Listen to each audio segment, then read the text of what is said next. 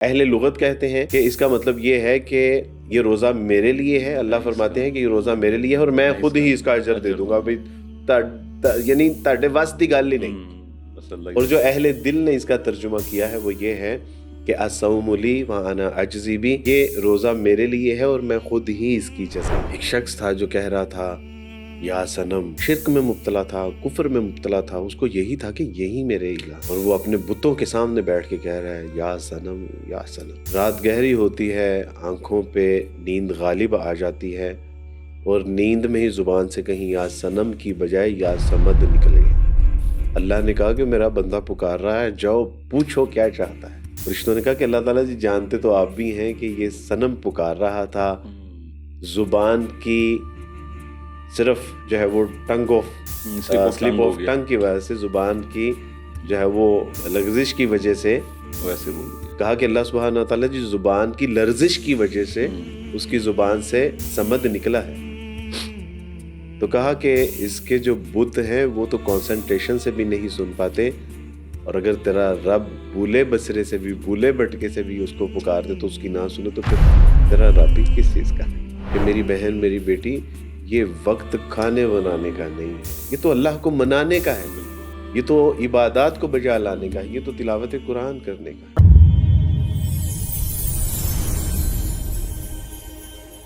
السلام علیکم ورحمۃ اللہ وبرکاتہ. Welcome to a brand new episode of حبل اللہ. میں ہوں آپ کا ہوسٹ ایرج خان.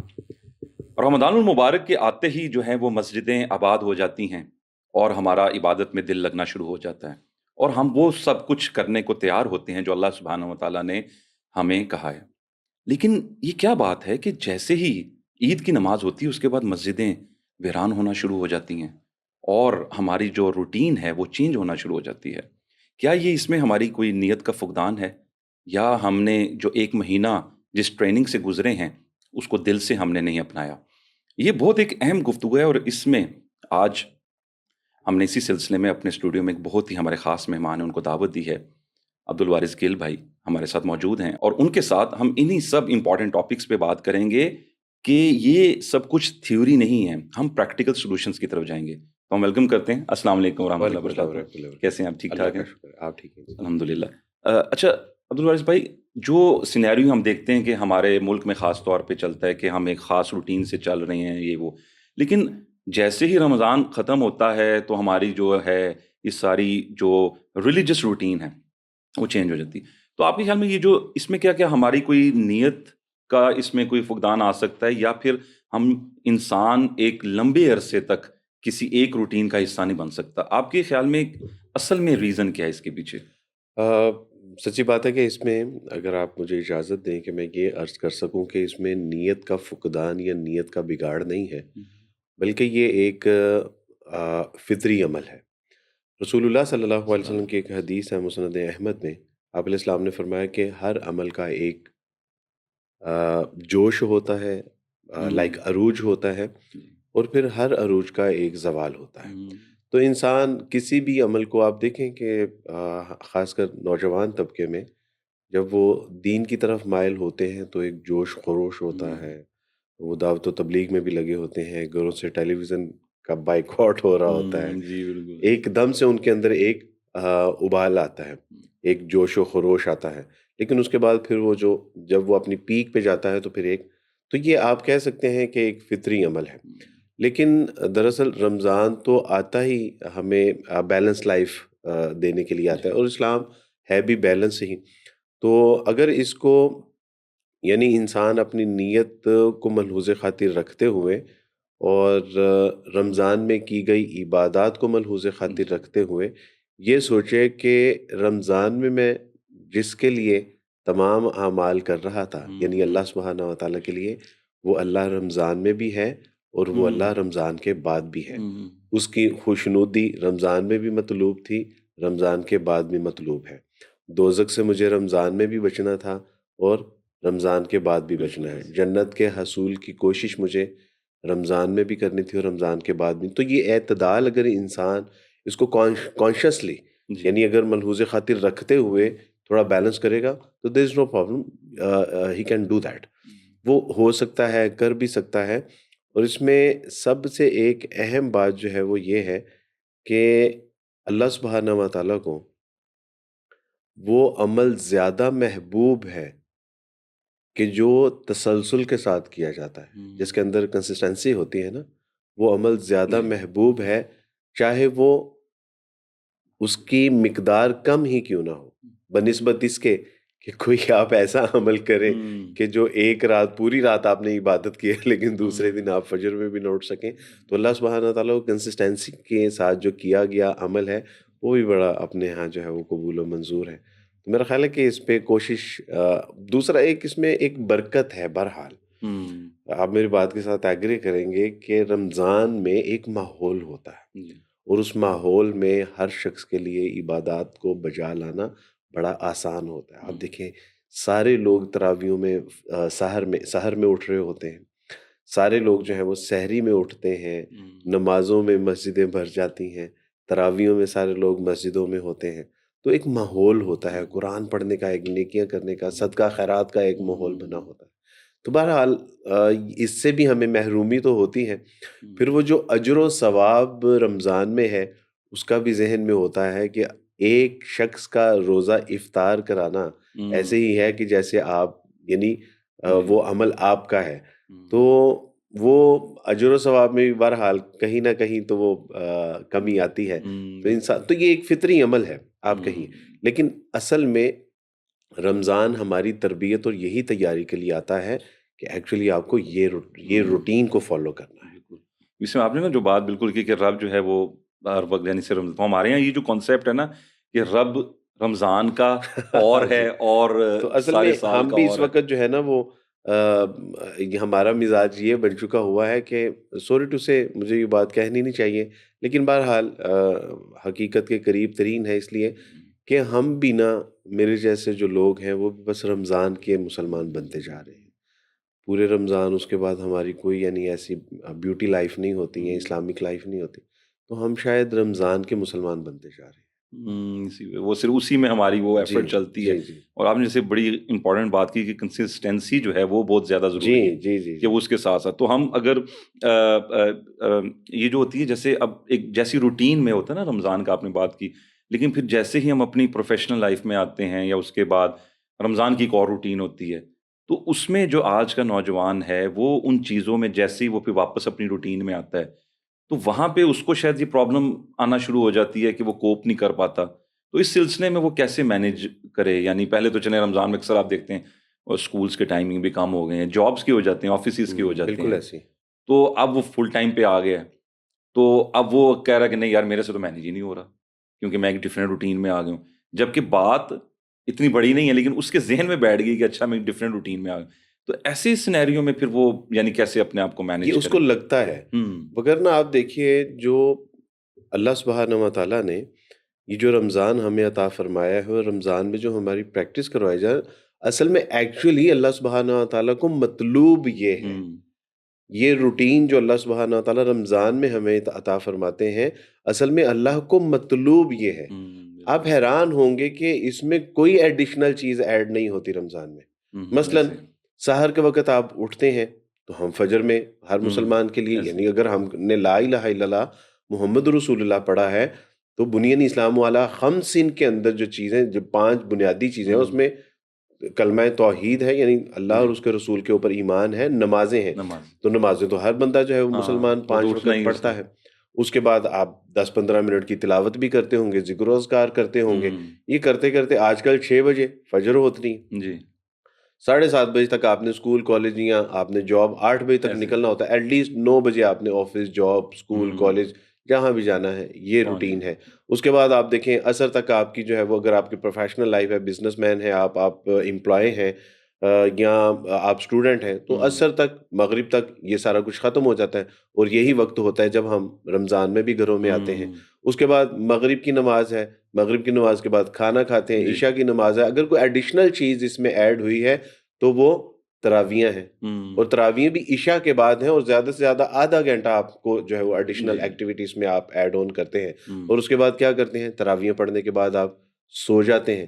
مجھے آپ یہ بتائیے کہ رمضان میں ایکسٹرا ایکٹیویٹی ایڈ کہاں پر ہوئی ہے؟ یہ تو وہ روٹین ہے، ایکچولی وہ روٹین ہے کہ جو عین فطرت کے مطابق ہے بالکل اور جو بیوٹیفل ایک آپ کی لائف کو ایک بیوٹی دیتی ہے, آپ کی بیوٹیفل روٹین بن جاتی ہے اور آپ کے شب و روز ایک یعنی روٹین میں آ جاتے ہیں. تو یہ تو اللہ سبحانہ تعالیٰ, اصل میں تو ہم نے اس کو فالو کرنا تھا اور ہم سمجھ رہے ہیں کہ شاید یعنی آپ دیکھیں اس میں آپ کا ٹائم مائنس ہو رہا ہے, یعنی آپ کے ٹائم سوری میں کہہ رہا ہوں اس میں آپ کی ایکٹیویٹی مائنس ہو رہی ہے. آپ کے پانی پینے کا جو ٹائم ہے, پانی پینے کی وجہ سے یورینیشن بہت کم ہوگی, یعنی آپ سمجھے کہ واش روم جانے کا ٹائم بھی کم ہو رہا ہے. اس کے بعد دوپہر میں جو آپ نے میل لینی ہوتی ہے اس کا ٹائم آپ کا مائنس ہو رہا ہے.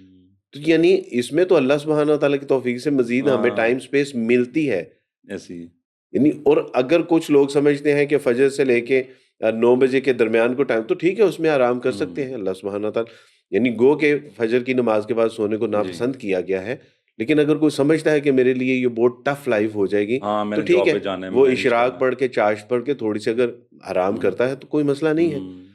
مجھے آپ یہ بتائیں کہ اس میں ایکسٹرا ایکٹیویٹی ہے کہاں پہ جس کو جو ہے وہ دوبارہ ہم نے روٹین پہ لانا. ایسی ہے, بس وہی بات آ گئی کہ وہ مائنڈ سیٹ بن جاتا ہے ہاں کہ ہم پتہ نہیں اس میں بزی ہوں گے, آگے ہم کیا کریں گے, اور وہ ایک انزائٹی ہو جاتا ہے. اسپیشلی نوجوانوں میں چیزیں اس چیز کو اس طریقے بلکہ سے میں نہیں دیکھ یہ سکتے. عرض کروں گا کہ خواتین کا بھی بڑا ٹائم بچتا ہے. یعنی پہلے اگر ہسبینڈ جو ہے وہ 7 بجے آ رہے ہیں, بچے جو ہیں وہ 4 بجے آ رہے ہیں, بالکل ایک بیٹی 3 بجے آ رہی ہے, تو ان سب کو کھانا دینا, ان کو ٹریٹ کرنا, اس میں یعنی اب تو مغرب کے وقت سب نے جو ہے وہ افطار کرنی ہے, اور اگر ساتھ کھانا کھائیں تو ٹھیک ہے, وغیرہ تراویحوں کے بعد کھانا کھائیں. تو آپ دیکھیں کہ اس میں تو مزید جو ہے وہ ایک ٹائم سپیس ہمیں مل بالکل رہی. اس میں تو, لیکن نا اس میں ابھی جس طرح آپ نے کہا نا کہ اوبیسلی ٹائم آپ کا سیم پہ آ رہے ہیں سارے, تو ہماری کچھ بہنوں کی طرف سے بھی نا ایسے وہ ایک سوال سا آ جاتا ہے, یہ چیز آ جاتی ہے کہ اچھا یار یہ تو میں اس میں تو میں زیادہ بزی ہو گئی ہوں, پہلے تو میں اتنی نہیں ہوتی تھی, میری تو روٹین ہی چینج ہو گئی ہے, میں اب اس میں کیا کروں.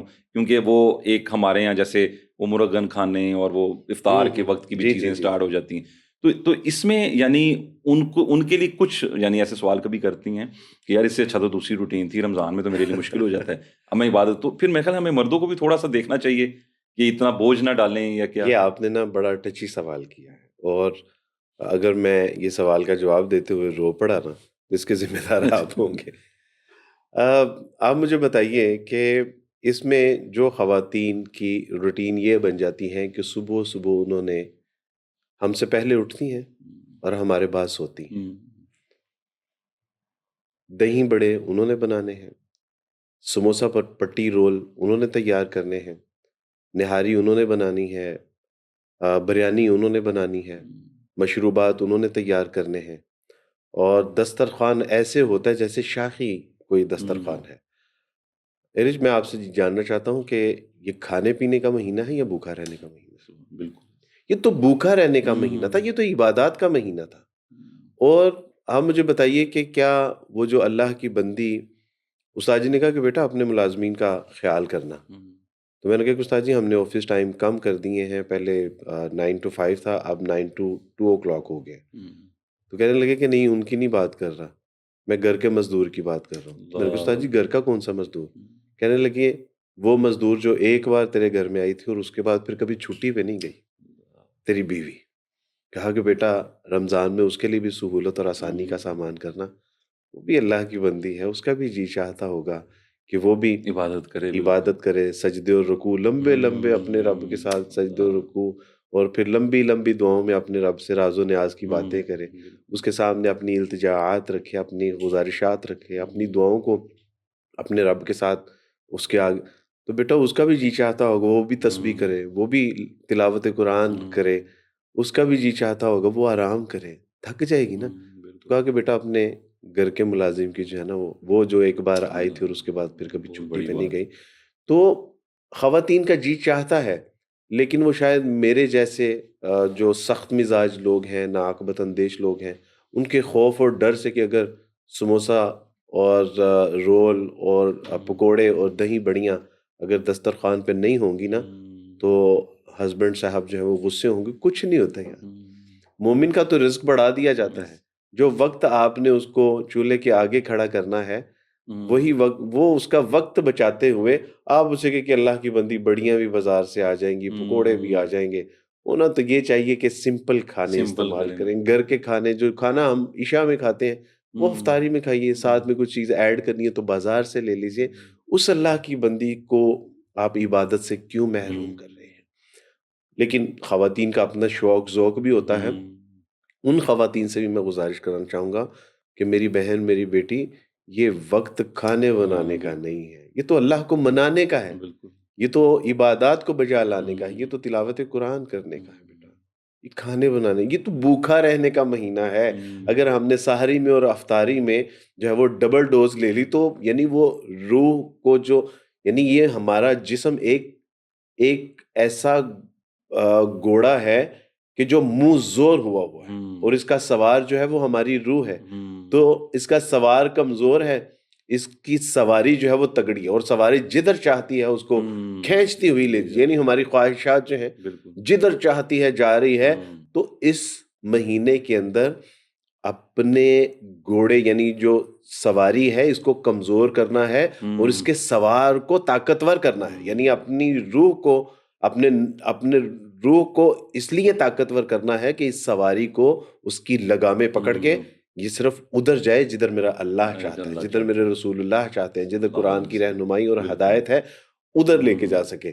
اور اگر ہم نے سحر میں اور افطار میں ڈبل ڈوز لے لی اور اس کے بعد نیند ہی آئے گی، اس کے بعد پھر ہم کیا کریں گے؟ غنودگی سی ہو جاتی ہے. پھر اسپیشلی آپ نے اگر ہیوی افطار کیا ہو تو آپ تو تراویح جب پڑھنے جائیں، اکثر لوگوں میں دیکھا نوزیہ بھی ہوتا ہے، وہ سینہ بھاری ہوا ہے. بالکل ایسے تو وہ عبادت میں وہ من بھی نہیں لگتا. کہ علماء اکرام نے تو لکھا ہے کہ آپ افطاری میں کچھ تھوڑا سا مشروب لیجئے، کھجور لیجئے اور کچھ ہلکا پھلکا لیجئے، تاکہ آپ خشوع اور خضوع کے ساتھ تراویحوں میں عشاء کی نماز اور یعنی مغرب کی نماز، عشاء کی نماز، اور اس کے بعد پھر آپ جو ہے وہ سونے سے قبل جو ہے وہ اس طرح کی کوئی خورد و نوش کی چیزیں لیجئے.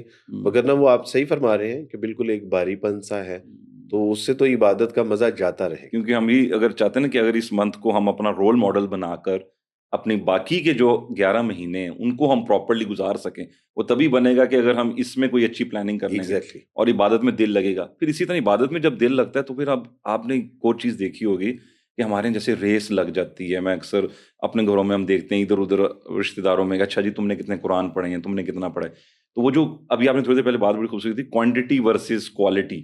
ایگزیکٹلی. تو اب یعنی ہمیں کیا کرنا چاہیے؟ ایک تو یہ ہے کہ ہم قرآن، ٹھیک اچھی بات ہے قرآن پڑھنا. اکثر کچھ لوگ یہ بھی کہہ دیتے ہیں کہ نہیں یار وہ ترجمے سے نہ پڑھو، بس ٹھیک ہے قرآن. آپ یہ بھی کانسیپٹ ہمارے یہاں چلتے ہیں. تو ایک ہمیں کیا اسٹریٹجی کرنی ہے؟ ہم قرآن تھوڑا پڑھ لیں لیکن اس کو ترجمے سے پڑھیں، اس کا مفہوم تفسیر پڑھ لیں تاکہ عبادت میں دل لگے، یا پھر زیادہ زیادہ قرآن بالکل آپ نے صحیح فرمایا کہ ایک ریس لگی ہوئی ہے کہ جی ہم نے اتنے لوگوں کو جو ہے وہ افطاریاں کروانی ہے، اتنے لوگوں کی جو ہے وہ مہمانوں کی آمد و رفت کا بھی ہوتا ہے کہ بھی اگر انہوں نے بلایا تو ہم نے بھی بلانا ہے. دوسرا پھر یہ ہے کہ جی اتنے قرآن مجید ختم کرنے ہیں. واللہ ہے قرآن مجید پڑھنے کا ثواب ہے، لیکن ہدایت کا تعلق قرآن کو سمجھ کے پڑھنے کے ساتھ ہے. یعنی اگر ہم قرآن کو سمجھ کے پڑھیں گے تو ہماری زندگی میں نمایاں تبدیلی آئے گی. بالکل جی. اگر زیادہ اور کثرت سے قرآن مجید پڑھیں گے تو اس سے ثواب تو میسر آئے گا، لیکن زندگی میں مثبت تبدیلی نہیں آئے گی، کیونکہ اللہ سبحانہ تعالیٰ کو مطلوب ہے، محبوب ہے، مقصود ہے. تو بہرحال اس کا کثرت سے پڑھنا ہمارے لیے باعث اجر و ثواب تو ہو سکتا ہے، لیکن اگر اس کو سمجھ کے پڑھیں گے تو یہ ہماری زندگی میں نمایاں تبدیلی کا ایک سبب اور ذریعہ بنے گا. تو میرا خیال ہے کہ آپ قرآن کم پڑھ لیجئے لیکن اس کو سمجھ کے پڑھیے، تاکہ اس کے اوپر جو ہے وہ ہم اس کو انڈرسٹینڈ کرتے ہوئے اس کے اوپر عمل کر سکیں، اس کے مطابق اپنی جو ہے وہ شب و روز بسر کر سکیں. بالکل. آپ دیکھیے کہ رسول اللہ صلی اللہ علیہ وسلم یعنی اللہ سبحانہ تعالیٰ کو بھی کثرت مطلوب نہیں ہے. ہم جس معاشرے میں رہتے ہیں اور بحیثیت مسلمان ہماری ذمہ داریاں ہیں، یعنی معاشی ذمہ داری بھی ہے، دینی ذمہ داری تو ہے ہماری، معاشی ذمہ داری بھی ہے، معاشرتی ذمہ داری بھی ہے. ہمارا معاشرہ لوگوں سے مل کے بنتا ہے، تو ہمیں لوگوں کا خیال بھی کرنا ہے، ان کی ضروریات کو بھی پورا کرنا ہے، اپنے معاملات کو بھی دیکھنا ہے. تو آپ دیکھیے کہ رسول اللہ صلی اللہ علیہ وسلم کی خدمت میں کچھ صحابی جو ہے وہ تشریف لائے. ایک نے کہا کہ اللہ کے رسول میں اب ساری زندگی روزے ہی رکھوں گا. ایک نے کہا کہ میں جی ساری زندگی عبادت ہی کروں گا. ایک نے کہا کہ اب میں شادی نہیں کروں گا، میں مجرد ہی تاکہ میں دین کی زیادہ خدمت کر سکوں. تو حدیث کا مفہوم ہے کہ آپ علیہ الصلوۃ والسلام نے فرمایا کہ تم سب میں زیادہ عبادت کرنے والا تو میں ہوں. میں عبادت بھی کرتا ہوں، رات کو آرام بھی کرتا ہوں، میں روزے بھی رکھتا ہوں، کھاتا پیتا بھی ہوں، میری شادیاں بھی ہیں، اور میں دعوت و تبلیغ کا کام بھی کرتا ہوں. تو یہ ایک جو ایک بیلنس لائف ہے، جو ایک میانہ روی ہے، یہ اسلام ہمیں سکھاتا ہے. بجائے یہ کہ ہم بس اپنا دے مار اور جو ہے وہ یعنی قرآن پہ جو ہے وہ پڑھتے جائیں اور کچھ سمجھے نہیں. تو میرا خیال ہے کہ ہم تھوڑا قرآن پڑھ لیں, سمجھیں, تھوڑے اعمال کر لیں, لیکن ساتھ میں ضرورت مندوں کی ضرورت کو بھی دیکھیں. ہم تھوڑی عبادت کر لیں لیکن بیچ میں والدین کی خدمت کو بھی بجا لائیں. بالکل. تو یہ سارے معاملہ جو ہے وہ ایک بیلنس ہے. تو میرا خیال ہے کہ اس بیلنس کے ساتھ انشاءاللہ اور یہی پھر جو ہے اگر کنسسٹنسی رمضان کے بعد بھی رہے گی تو پھر تو یہ سونے کے اوپر سہاگا ہے. پھر تو اللہ سبحانہ تعالیٰ کو قبول تو ہوگا ہی, محبوب بھی ہوگا انشاءاللہ. انشاءاللہ بالکل. یہ اگر روٹین اس طرح کی بن جائے کہ ہم جتنا پڑھ رہے ہیں اور اس کو ڈیلی روٹین کا حصہ بنا لیں کہ ہم کہیں ریس نہیں, چلو میں ایک صفحہ پڑھ رہا ہوں, میں ایک رکوع پڑھ رہا ہوں, میں کچھ اتنا پڑھ رہا ہوں. تو اسی طرح نا جب انسان ایک ماحول سے گزرتا ہے, جیسے ہم کہتے ہیں کہ شیاطین کو جکڑ دیا جاتا ہے جب رمضان آتا ہے, تو عید کے بعد لوگ کہتے ہیں لو جی اب جب لوگ واپس گناہ میں آتے ہیں نا تو ہمارے ہاں لوگوں کے ذہنوں میں کہ نہیں یار یہ میں نہیں, اب تو شیطان چونکہ آزاد ہے تو وہ مجھے کر رہا ہے. تو کیا واقعی وہاں پہ ہم شیطان کو بلیم کریں؟ یعنی رمضان تو آپ نے گزار لیا, اب بعد میں آپ شیطان کے اوپر بلیم کر رہے ہیں, یا پھر اس کا مطلب ہے کہ ہماری تھوڑی سی ٹریننگ میں کمی رہ گئی تھی؟ دونوں چیزیں ہیں. دیکھیں یہ تو رسول اللہ صلی اللہ علیہ وسلم کی زبان مبارک سے نکلے ہوئے الفاظ ہیں. چونکہ اللہ سبحانہ تعالیٰ ہماری ٹریننگ کرنا چاہتے ہیں تو اللہ سبحانہ تعالیٰ نے کہا کہ تمہاری ٹریننگ میں کوئی خلل نہ آئے, اس لیے اللہ سبحانہ تعالیٰ نے شیطان لعین کو ہم سے دور کر دیا اور اس کو باندھ دیا. لیکن اللہ سبحانہ تعالیٰ نے ہمیں بتا دیا کہ تم شیطان سے بچ کیسے سکتے ہو. دیکھیں قرآن میں رسول اللہ صلی اللہ علیہ وسلم کے اوپر جو قرآن نازل ہوتا ہے وہ یعنی وہ ہمیں بتاتا ہے کہ رمضان کا مقصود کیا ہے. رمضان کا مقصود تقوی ہے, اور جب آپ تقوی اختیار کرتے ہیں تو تقوی یعنی عام روٹین میں ہمیں بتایا جاتا ہے کہ اللہ سے ڈر جاؤ. یہ ڈر ویسا نہیں ہے رج بھائی کہ جیسے ہم آگ سے ڈرتے ہیں, اونچائی یا گہرائی سے ڈرتے ہیں, سانپ اور بچھو سے ڈرتے ہیں. یہ وہ ڈر نہیں ہے کہ یہ ہمیں نقصان پہنچا دے گا, بلکہ اللہ سبحانہ و تعالیٰ کے ساتھ جو ہمارا ڈر ہے وہ یہ ہے کہ اللہ کی ناراضگی سے بچنا, اس کی خفگی سے ڈر جانا. اللہ ہم سے کہیں اپنی رحمت کا دروازہ ہم پہ بند نہ کر دے, اس بات سے ڈر جانا. یعنی جس طرح کسی محبوب کے خفا ہو جانے کے اوپر انسان کے اوپر قیامت برپا ہو جاتی ہے, یہ وہ ناراضگی ہے. یعنی ایمان والوں کو یہ کہا گیا کہ اس دن اللہ سبحانہ و تعالیٰ ان کی طرف نگاہ بھی نہیں کریں گے, تو ایمان والوں کے دل ہل جاتے ہیں. تو یہ ہے تقویٰ. تو ہمیں کیا بتایا جا رہا ہے کہ دیکھو تم نے بچنا ہے, حرام چیز سے تم نے بچنا ہی ہے. اس دوران ہمیں حلال چیزوں سے بھی منع کر دیا گیا. ہم اپنی حلال منکوہا کے پاس جاتے ہیں, اللہ نے اس دوران اس سے بھی منع کر دیا. میں آپ کو ایک واقعہ سناتا ہوں. میرے بیٹے نے مجھے ایک بار کہا کہ بابا یہ رمضان ہر سال کیوں آتا ہے؟ تو میں نے کہا کہ بیٹا رمضان ہر سال ہمیں ایک احساس دلانے کے لیے آتا ہے اور ایک بات بتانے کے لیے آتا ہے. احساس وہ یہ دلانے کے لیے آتا ہے کہ تم مسلمان کتنی عظیم قوم ہو کہ جو اللہ سبحانہ تعالیٰ کے ایک حکم کے اوپر حلال چیزیں بھی چھوڑ دیتے ہو. احساس وہ یہ دلانے کے لیے آتا ہے اگر حلال چیزیں چھوڑ دیتے تو پھر حرام چیزیں کیوں نہیں چھوڑتے. نہیں, اللہ سبحانہ تعالیٰ نے ہماری پریکٹس ایسی کروائی کہ ہم نے تو حلال کو چھوڑ دیا, اور ایسا چھوڑا کہ اگر کوئی ایک شخص ہمیں 1,00,000 روپے بھی دے کے یہ کہے کہ ایک گھونٹ پانی کا پی لو, تو ہم اسے کہیں گے کہ مجھے آپ 1 کروڑ بھی دیں گے تو میں ایک گھونٹ نہیں پیوں گا. یعنی ایسا یعنی اللہ سبحانہ تعالیٰ کا دھیان ہے, اور یہ دھیان ہی ہے. اس کا اجر و ثواب آپ دیکھیے کہ اللہ سبحانہ تعالیٰ نے نماز کا اجر بتا دیا 25 ہے, اور اللہ سبحانہ تعالیٰ نے زکوٰۃ کا اجر و ثواب بتا دیا, غریب کو کھانا کھلانے کا, رات کو عبادت کرنے کا, تمام عبادات کو بجا لانے کا, روزے کا اجر ہی نہیں بتایا اللہ نے. اور ایک حدیث میں آتا ہے الصوم لی وانا اجزی بی. اہل دل نے اس کی 2 تشریح کی ہیں. اہل لغت کہتے ہیں کہ اس کا مطلب یہ ہے کہ یہ روزہ میرے لیے ہے, اللہ فرماتے ہیں کہ یہ روزہ میرے لیے ہے اور میں خود ہی اس کا اجر دے دوں گا. بھائی یعنی تاڑے وس دی گل ہی نہیں.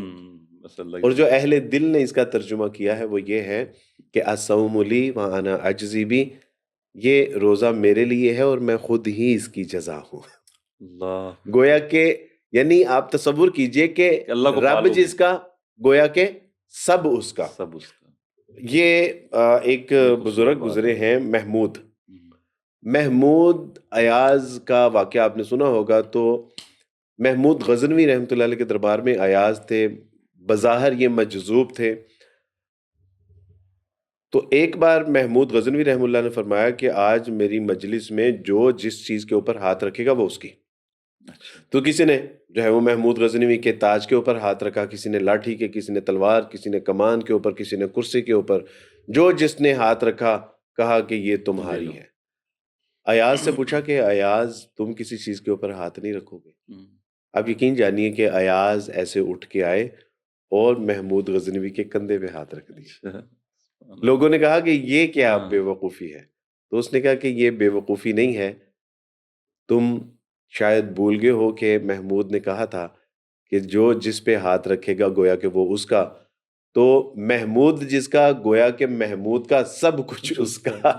تو اب آپ سمجھیے کہ الصوم لی وانا اجزی بھی، یعنی رب جس کا گویا کہ یعنی ہم نے رب کو راضی کر لیا تو سب کچھ آپ کو رب دے گا. اب مجھے بتائیے کہ جب آپ دیکھیے کہ اللہ سبحانہ و تعالیٰ اتنے بڑے اجر و ثواب عطا فرما رہے ہیں صرف اس لیے کہ تمہیں یہ پریکٹس ہو جائے کہ ان اللہ سمیع بصیر، تمہارا رب دیکھ بھی رہا ہے، سن بھی رہا ہے. اسی لیے تو تم اپنے کمرے میں، اپنے کمرے کی جو ہے وہ اس کے بیسمنٹ میں، اس کے پچھلے سے پچھلے سٹور میں بھی جا کے تم پانی نہیں پیتے، کیونکہ تمہیں احساس یہ ہو رہا ہوتا ہے کہ میرا اللہ مجھے دیکھ رہا ہے. تو یہ تمہیں میں نے احساس کی پریکٹس کروائی ہے. اب یہی تو رمضان کے بعد جو ہے وہ مطلوب ہے، اب یہی پریکٹس تو کرنی ہے.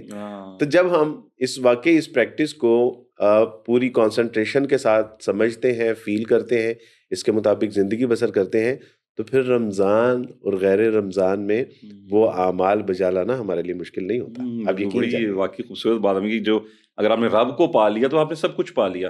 تو اسی رب نے ہمیں ایک پاتھ وے بتا دی ہے کہ اسی پاتھ وے پہ آپ چلو گے.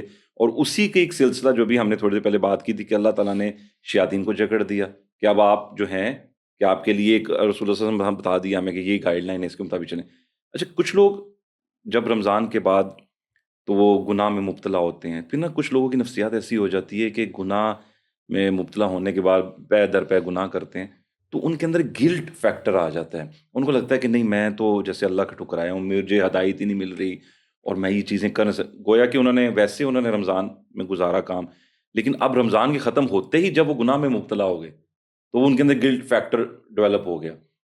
اس کی وجہ سے وہ ان کا تو اس فیکٹر کو کیسے ختم کرے بندہ؟ دو چیزیں ہیں یہاں پہ. ایک گلٹ ہے، یہ بذات خود ایک اللہ سبحانہ تعالیٰ کی نعمت ہے، آپ کو احساس شرمندگی ہو رہا ہے. ایک شخص گزرا ہے بنی اسرائیل میں، رسول اللہ صلی اللہ علیہ وسلم نے اس کی خبر دی. آپ علیہ السلام نے فرمایا کہ ایک شخص تھا، وہ اللہ سبحانہ و تعالیٰ کے حضور پیش ہونے سے اس قدر ڈرتا تھا کہ میں کار بد میں اس قدر مبتلا ہوں کہ اللہ کے سامنے پیش ہوں گا تو کیا جواب دوں گا.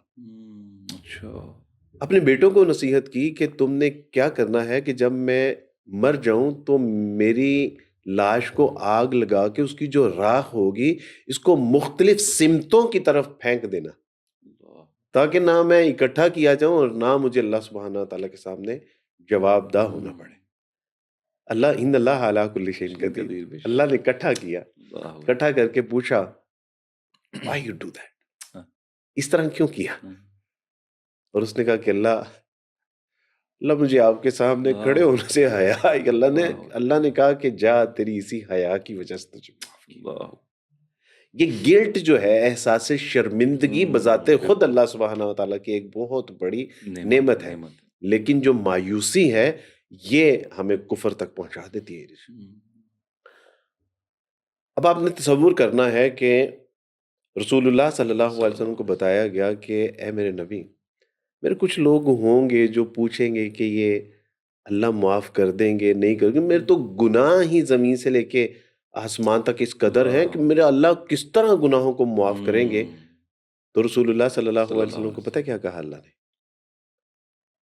قل یا عبادی الذین اسرفوا، اے میرے نبی صلی اللہ علیہ وسلم، میرے ان بندوں سے کہہ دیجئے کہ جنہوں نے اپنی جانوں کے اوپر اس قدر ظلم کیا ہے کہ جسم کا ایک بال بھی نہیں بچا. قل یا عبادی الذین علی انفسہم لا تقنطوا من رحمت اللہ. وہ چلے ہو، میری رحمت نا امید نہ ہونا، رحمت اللہ کی اپنے رب کی رحمت سے نا امید. اور کس کو کہا جائے؟ میرے نبی، میرے بندوں سے کہہ دیجئے کہ یہ جو پریشان ہے کہ ہم نے تو گناہ ہی اتنے، ان سے کہنا اپنے رب کی رحمت سے نا امید نہ ہو جانا. چلے ہو تمہارا رب تمہارے زمین سے لے کے آسمان تک کے گناہ بھی ہوں گے، اگر شرمندگی آئندہ نہ کرنے کے عہد و پیمان سے اگر میرے حضور توبہ استغفار کرو گے تو میں تمہارے گناہ معاف ہی نہیں کروں گا بلکہ تمہارے گناہوں کو نیکیوں سے تبدیل کر دوں گا. اللہ. چلیے آپ تصور کیجئے،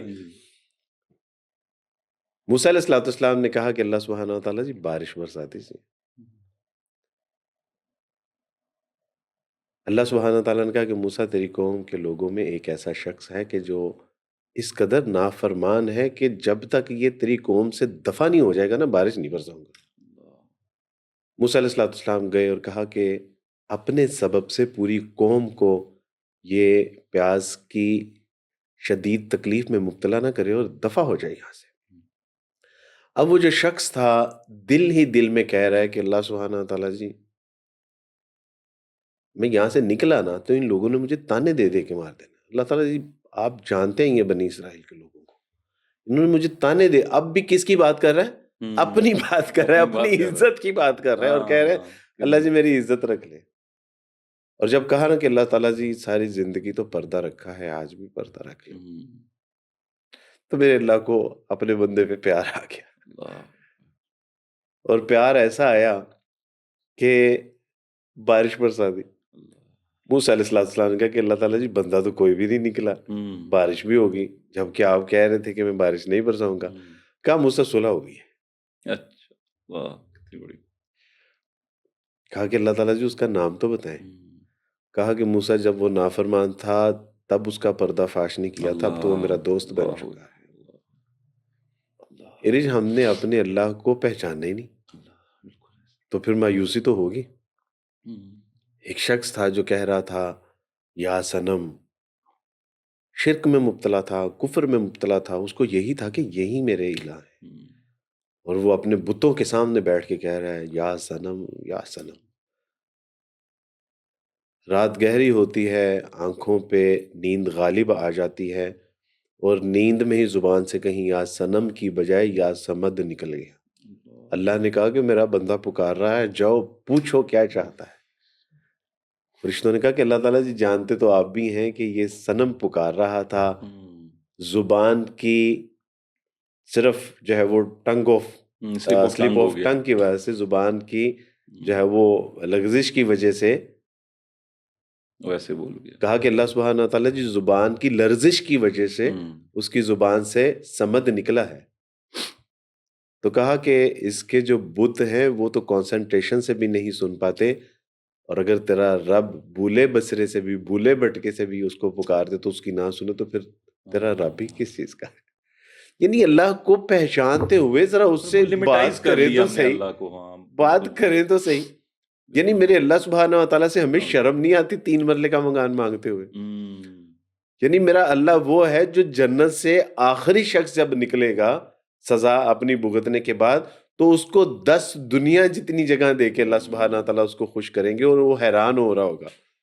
تو اس سے ہم 3 مرلے کا، اور 3 مرلے کا مکان تو دور، تم اپنے گناہوں کے اوپر ندامت کرتے ہوئے شرمسار ہو رہے ہو. یعنی تم اس گلٹ ہو رہے ہو، تم مایوس ہو گئے ہو کہ اللہ مجھے معاف کیسے کرے گا.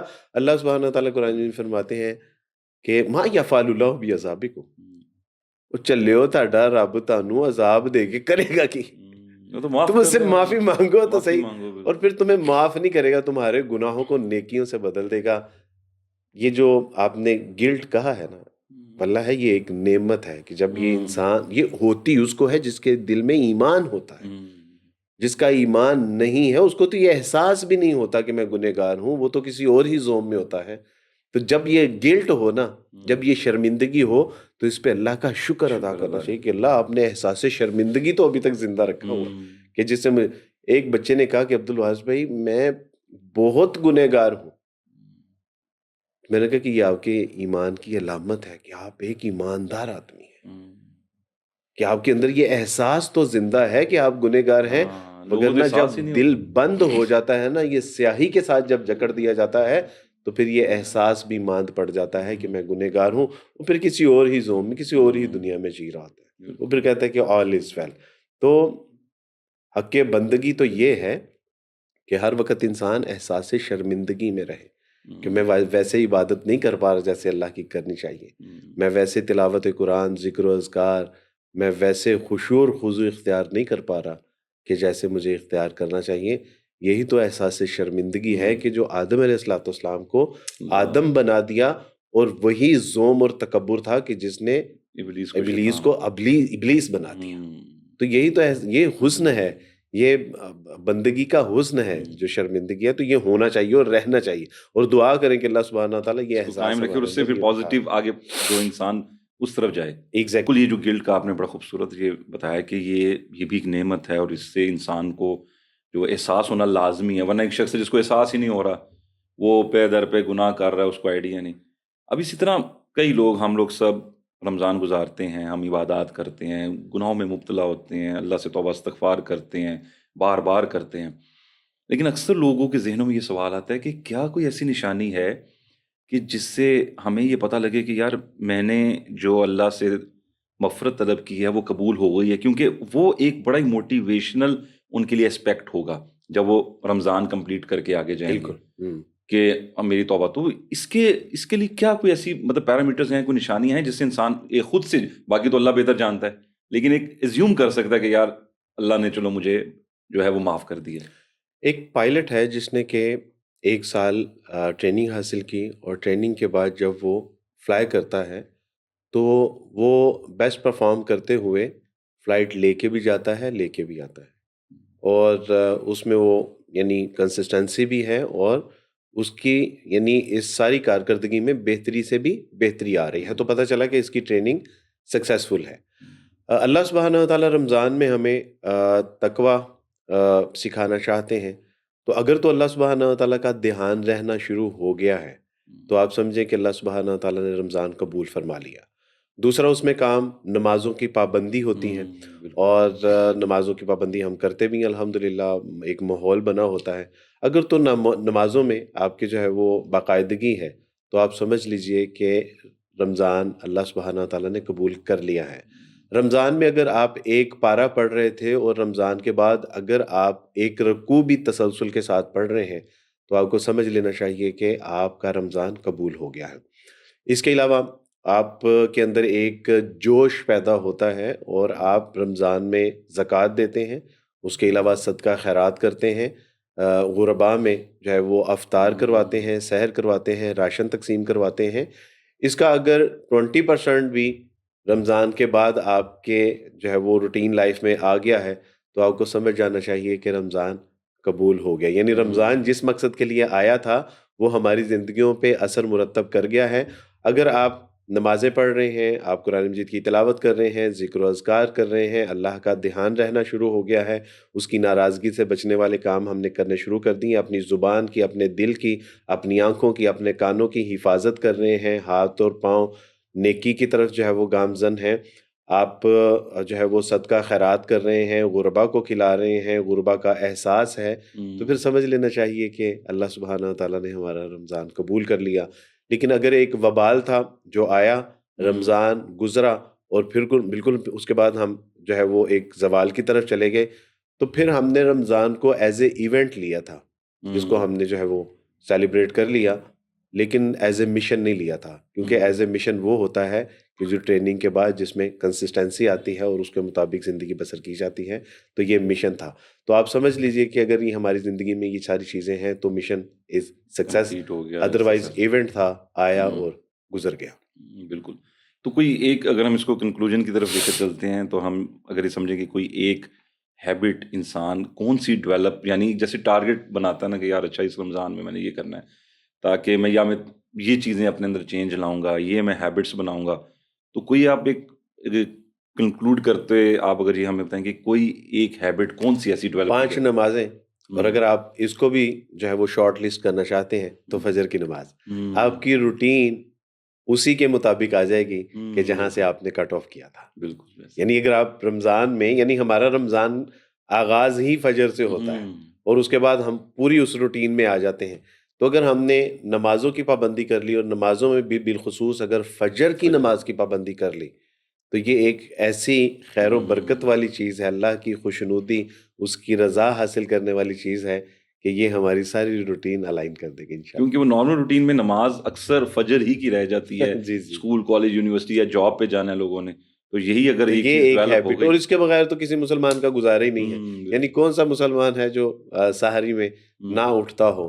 تو سحری تو یہ تو 30 دن جو ہے نا، اب تو سائنس بھی کہتی ہے کہ انسان اگر کوئی 40 دن ایک عمل کر لے تو وہ اس کے مزاج کا حصہ بن جاتا، سائیکالوجی کہتی ہے بالکل کہ یہ مزاج کا حصہ بن جاتی ہے۔ تو اللہ سبحانہ و تعالیٰ نے ہمیں نہ صرف مزاج کا حصہ بنانے کے لیے یہ مہینہ عطا فرمایا، بلکہ اس میں جو ہے وہ پریکٹس کرتے ہوئے خوب اجر و ثواب کا وعدہ بھی کیا۔ تو بس کوئی بدبخت ہی ہوگا کہ جو اس سے مستفید نہ ہو۔ بہت بہت شکریہ آپ کا، آپ نے ایک بہت خوبصورت طریقے سے جو ایک گائیڈنس ہماری آڈینس کے لیے آپ نے شیئر کی کہ کیا کیا چیزیں ہمارے لیے بہتر ہیں، کیونکہ صرف رمضان ہمارے لیے ایک رول ماڈل ہم خود سے بنا سکتے ہیں۔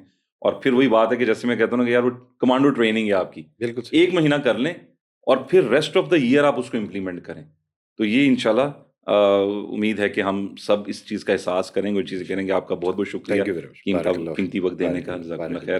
اور ہماری طرف سے یہ کوشش ہوگی کہ اب چونکہ رمضان اپنے اختتام کی طرف جو ہے وہ گامزن ہے، تو ہم جو کچھ جو آج ہم نے سنا اگر ہم اپنے اوپر اس کو امپلیمنٹ کریں، تاکہ رمضان مکمل ہونے کے بعد کا جو وقت ہے ہم اس کو پراپر اسی جذبے سے ہم اس کو اپنے معاملات کو درست کریں جو اللہ تعالیٰ ہم سے چاہتے ہیں۔ جزاکم اللہ خیر، اپنا سب خیال رکھیے گا۔ السلام علیکم ورحمۃ اللہ۔